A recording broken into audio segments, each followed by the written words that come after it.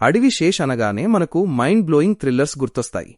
మరి first time Mrunal ఠాకూర్తో కలిసి చేసిన యాక్షన్ లవ్ స్టోరీ డెకాయిట్ ఎలా ఉంది?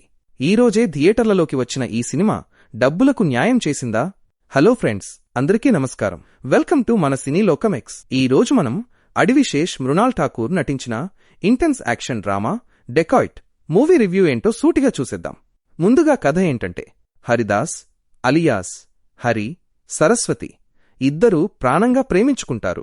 కాని విధి ఆడిన వింత నాటకంలో హరి జైలుకు వెళతాడు.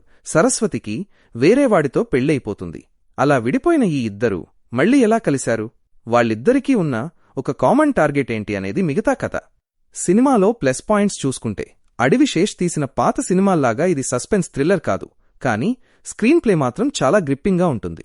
ముఖ్యంగా సెకండ్ హాఫ్లో వచ్చే 2 ట్విస్టులు మనల్ని ఖచ్చితంగా సర్ప్రైజ్ చేస్తాయి. ఇక శేష్ మృణాల్ మధ్య కెమిస్ట్రీ సినిమాకు పెద్ద ప్లస్. మృణాల్ తన యాక్టింగ్తో మరోసారి అదరగొట్టింది. అనురాగ్ కశ్యప్ తన రోల్లో చాలా బాగా చేశాడు. యాక్షన్ సీన్స్, ముఖ్యంగా చేజింగ్ సీన్స్ థియేటర్లో గూస్ బంప్స్ తెప్పిస్తాయి. స్టార్టింగ్ టైటిల్ కార్డ్ దగ్గర వచ్చే కన్నెపిట్టరో సాంగ్ రీమిక్స్ అదుర్స్ అనిపిస్తుంది. మరి మైనస్ పాయింట్స్ ఏంటంటే, అడవి శేష్ సినిమా అంటే కథలో బాగా కొత్తదనం ఆశిస్తాం, కానీ ఇందులో ఆ కొత్తదనం కాస్త మిస్ అయింది. కథ కొంచెం రొటీన్గానే ఉంటుంది.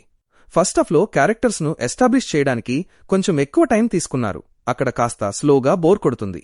పవన్ సింగ్ చేసిన స్పెషల్ సాంగ్ పెద్దగా వర్కౌట్ కాలేదు. అలాగే శేష్ చెప్పిన రాయలసీమ యాస అంతగా సెట్ కాలేదు. ఫైనల్ వర్డిక్ట్ ఏంటంటే, ఇదొక మంచి intense action and romantic drama. అడవి శేష్ సినిమాల్లో ఉండే మైండ్ బ్లోయింగ్ సస్పెన్స్ ఇందులో లేకపోయినా యాక్షన్ మరియు ట్విస్టులు మాత్రం బాగా వర్కౌట్ అయ్యాయి. మీరు కొన్న టికెట్కు ఈ సినిమా పక్కాగా న్యాయం చేస్తుంది. ఇది 100% value for money movie. Action love stories ఇష్టపడేవాళ్లు ఓటీటీ వరకు వెయిట్ చేయకుండా హ్యాపీగా థియేటర్లో చూసి ఫుల్గా ఎంజాయ్ చేయొచ్చు.